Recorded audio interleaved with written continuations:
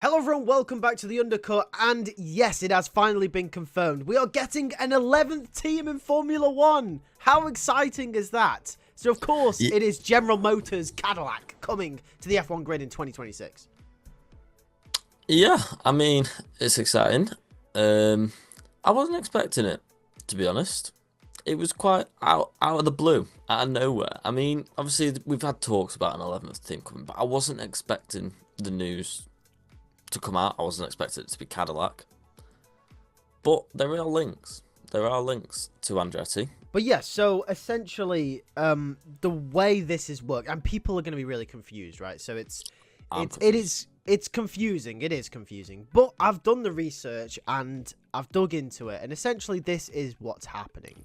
So people at first thought are going to go, well, why are Cadillac and General Motors allowed to enter Formula 1 but Andretti aren't? Well, it's not as simple as that. Essentially, the Cadillac project is essentially the Andretti project. Yeah. Mario Andretti has come on board. He is a part of the board of the Cadillac project. Technical director. Yes. From what I've seen.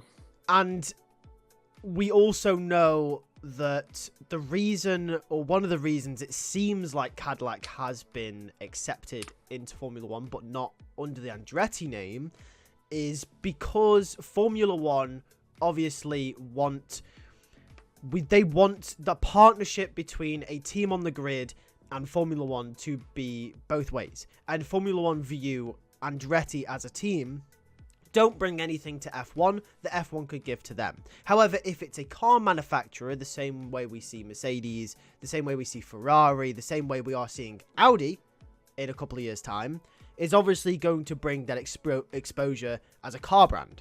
And that is obviously going to give something to Formula 1.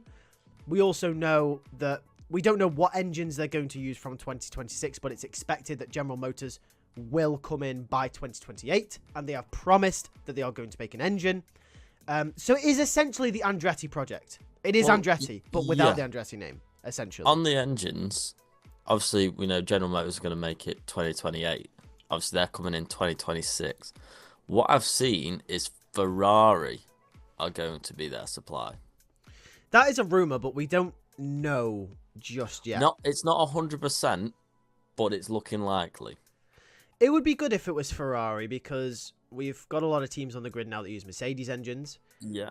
Obviously, it links in well. Obviously, another American team, which is Haas, use Ferrari engines. Yep, that's also true. So it does tie in with that, another Ferrari engine or powered team.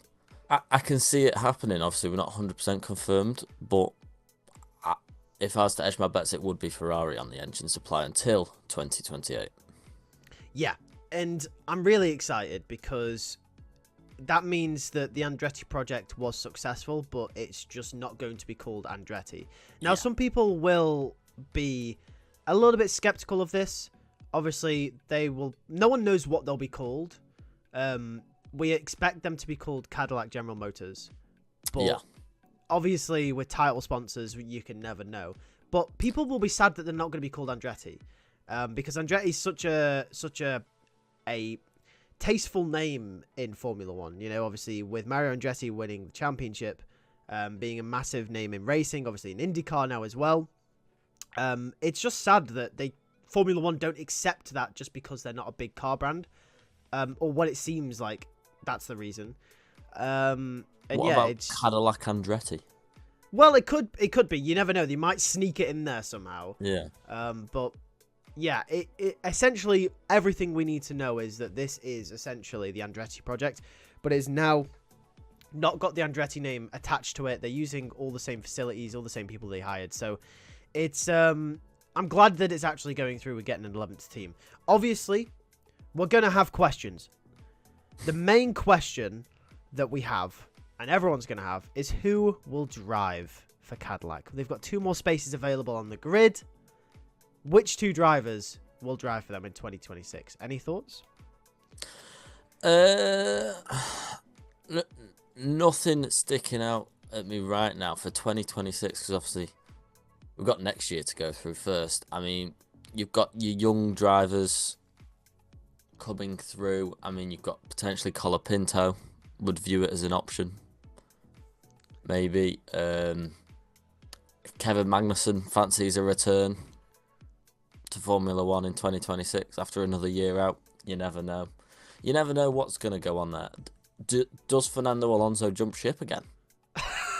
Could you imagine? Could you All I'm imagine? saying, it's not out of the realms of possibility. Fernando likes jumping. He does. He does like jumping. So it's up in the air. No concrete. The only thing I would say, I don't see Logan Sargent coming back. No. No. Even if it is American. I've seen a few people say Logan Sargent. The one that immediately jumps out to me, well, there's two names that jump out to me. First of all, Valtteri Bottas. Bottas wants another seat. It's right there. And I think if they want to do sort of what the Audi project are doing, where they've got an experienced driver, Nico Hülkenberg, and they've got a rookie, Bortoleto, I think the sensible option for an experienced driver that is available at that time, if it isn't Kevin Magnussen, for example, is Valtteri Bottas. And then you bring in a rookie alongside him, whether that's Colapinto, whether that's someone from the F2 grid, whether it's maybe potentially people from the Andretti rookie program, like Zane Maloney or Jack Crawford. You don't know. That's a possibility. Teo Pourchaire, who doesn't have a seat, someone like that. Who knows? But I think another name that stands out to me is Colton Herta from IndyCar, who drives for Andretti IndyCar. Colton Herta, obviously, famously this season said that he could beat Max Verstappen in the same machinery. And he was having a very good season. He did have a little bit of a drop-off recently, but Colton Herta, definitely, if he wants to make the jump to Formula One, this is his opportunity. Could we see Colton Herta in Formula One? Maybe. Maybe. I mean, he's thrown out some big statements, hasn't he? Yeah. And if he thinks he can back it, go for it, and fair play to him if he does. But yeah, it's a step, isn't it, IndyCar to Formula One? Well, Formula One is the pinnacle, isn't it? So yeah, it is a change. And I don't think we would see that. I think we would go from the pool of Formula 2 and Formula 1 drivers, potentially, to come into Andretti. And I think a lineup of potentially a Bottas and Colapinto would be ridiculous for Andretti in their first year. It's a good snag. Yeah. It's a good snag. Yeah, definitely. And I mean, on the very off chance, very unlikely that this would happen, but we also have to remember, potentially, attached to the Andretti name, Roman Grosjean. Yeah. Marcus Ericsson. Could they see a return to Formula One? I don't think we would see a return for either of them. Obviously, Grosjean, very long time in Formula One, very big crash. I don't see him coming back to Formula One. Ericsson, on the other hand, you never know. You never know what's going to happen in this world. It could be a huge surprise, and it'll be a piece of news that will come out next year that's going to take over. Yeah, it's going to be breaking, isn't it? Yeah, it's going to be who's driving. Is it going to be a big name? Is it going to be a Fernando Alonso? Well, I mean, maybe. It's not out the realms of possibility. Like, you wouldn't have expected Fernando to go to a McLaren, to go to Alpine, to go to Aston Martin. Why not go to Cadillac? I mean, if Fernando's not confident in Adrian Newey and Aston Martin, then yeah, he could jump ship. You know what Fernando's like. Fernando just jumps. Yeah, he does. He does jump. But I think the verdict is still out there. There's a lot of names in the ring. For me personally, if I'm going to give a definitive answer, I actually probably would go with Bottas and Colapinto. That's what I would go with as of right now, yeah. Yeah, I could see them doing that. This also, by the way, I might mention as well, is obviously depending on how the Red Bull situation pans out next year, Sergio Perez. Yeah, I mean, Perez could be a potential option. Maybe even Yuki if he's had enough of that Red Bull program, if he didn't give him a chance. Yeah, Yuki. If the Honda, obviously we know the Honda project coming back with Aston Martin is sort of, there's links there with Yuki potentially signing, but obviously if they keep Stroll around... That could be another reason why Fernando goes. Yeah, I don't know. It could shake things up quite a lot. This really could, because obviously it gives Fernando a way out, a Yuki a way into Aston Martin Honda. Yeah. We don't see it being Lance Stroll being kicked out, but you never know. This world's crazy. Yeah. Lance Stroll finally gets kicked out of Aston Martin. Yeah. Please. So it could, a whirlwind could happen next season in terms of driver changes again. Yeah. Yeah, it definitely could, which is really exciting. But I think the next question a lot of people have is, will there be a new point system? So obviously we have 1 to 10 now, 25 to 1 points, the top 10, obviously, and we have 20 drivers. A lot of people are asking the question, will there be a new point system, potentially introducing 12 places worth of points, since we're going to have 22 drivers on the grid? See, that's 12 places for points. 10 places for that. It could be. I mean, could they do 11-11?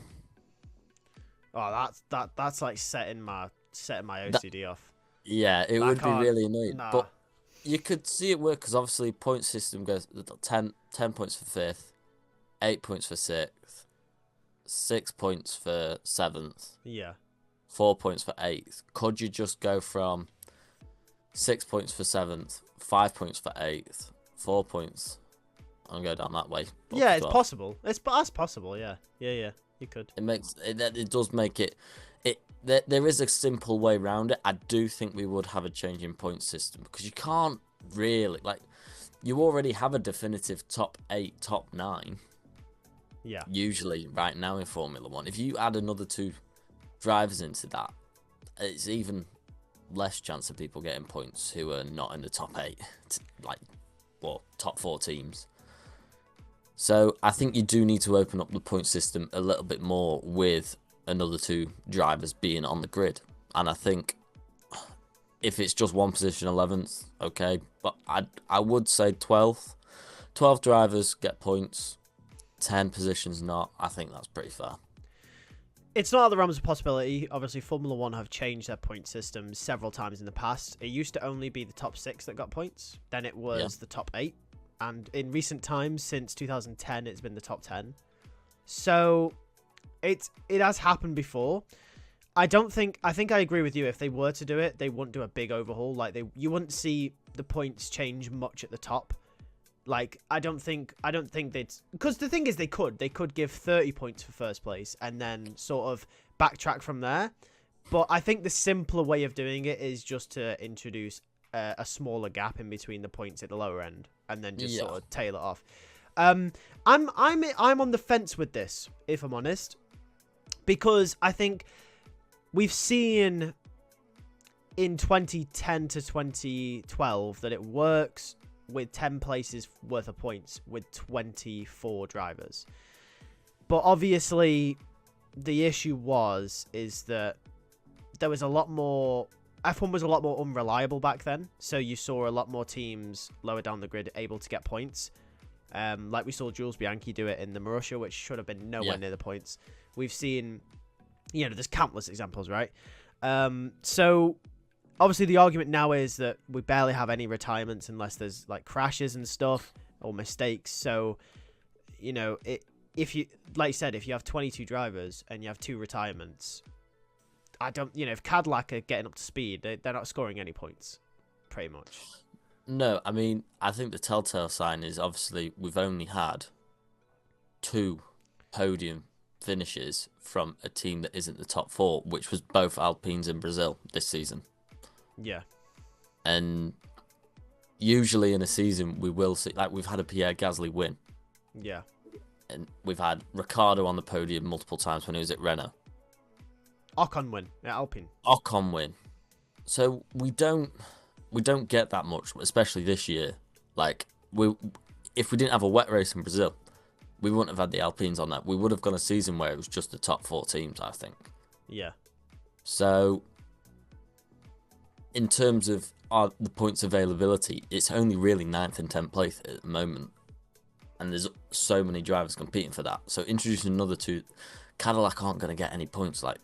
Stake haven't got any points this year at all.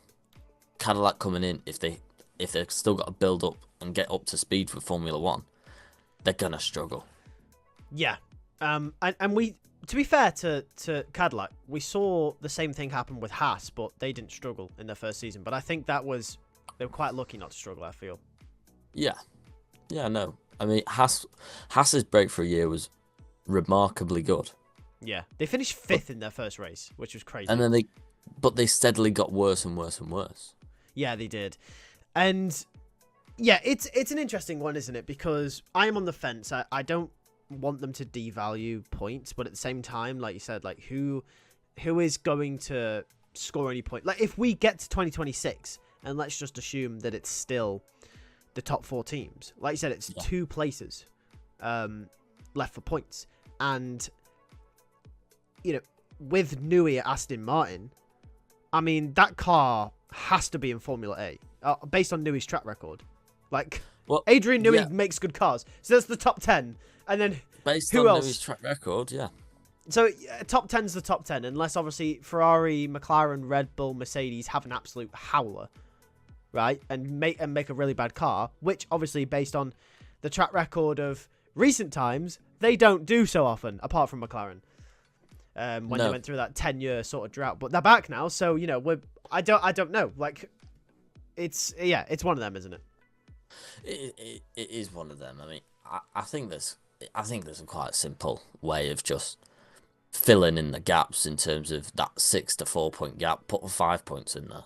Yeah, it is quite simple to do if you were to change it up to 12 teams, and I think that's probably the most logical way to do it, especially with how close this grid is. Obviously, we think Aston Martin going to be right up there with the top 4 come 2026 with Newey. Yeah. So you do need more positions, and something else that would need reevaluating in Formula One, with another 2 drivers coming in, would be qualifying. Yes, yeah, it would. I remember when they did this, when there was 24 drivers. I seem to, if I'm not mistaken, I don't think it changed. I think it was still, I think it was 16th place, up to 16th place got knocked out, I believe. And then it was 16th to 10th, and then obviously 10th to 1st. They could just change it around where they have one extra place gets eliminated in both sessions. Could they just do battle for top 12? What, for pole? No, I don't think they'd change that. I think the top 10 shootout is too iconic. I think you have to have 10 in Q3. I think that's sort of I don't think that'll ever change. But yeah, that's interesting. We'll see how it goes. But anyway, yeah. The final question that I think a lot of people are going to have is, with the introduction of obviously Cadillac coming in under with General Motors as well, does that open the door or potentially any opportunities for a 12th team on the grid for, you know, the near future? Obviously not 2026, but maybe at some point before 2030. I do think there's an opportunity for a 12th team. I think a 12th team is a limit. Yeah. But I do think there is an opportunity. Obviously, an 11th team, that sets my OCD off a bit. I like an even amount of teams. Yeah, so they've got to have 12. I would like 12 now. They've introduced 1. But again, it's going to have to probably be a car manufacturer. Yeah, based on what they've done with Andretti and that whole bid and how they've accepted it under the Cadillac name. And But then, what car manufacturers could there be? Well, that come into Formula One? That's the question. We know Toyota is obviously partnering with Haas, so it can't be Toyota. Obviously, Mercedes, Ferrari, they're already in there. At Aston Martin. The Honda are already at Aston Martin. I don't think they'd start up a solo team to compete with, you know, their partnership. Could there potentially be Lamborghini? Lamborghini has been thrown in the ring a few times the last 20 years or so, hasn't it? Porsche, maybe. It has. I mean, Bugatti potentially. Yeah, I don't know. Volkswagen. Oh, no, to be fair, they'd have the money to. 100%. Peugeot. Oh, no, don't do that. We don't need another French team on the grid. We don't need that. Sorry, sorry. No, I'm sorry. Listen, French cars are unreliable, all right? Pierre Gasly blew up in Vegas. That's all you need to know. Yeah. Yeah. But no, Yeah, I don't know. It's an interesting one. Final thoughts though? Happy? I'm happy. It's going to be interesting, and I'm going to be intrigued in what news is going to come out next year surrounding this in terms of the regulations and who's going to be driving for it. Yep, it's going to be very, very interesting. We all thought that that we weren't going to have a next season of breaking news like we had this season, but potentially with the introduction of Cadillac, we might have some big breaking stories. So make sure to stay tuned for that. Subscribe to the channel. We'll be covering it all on here in the following season, and we'll see you next time.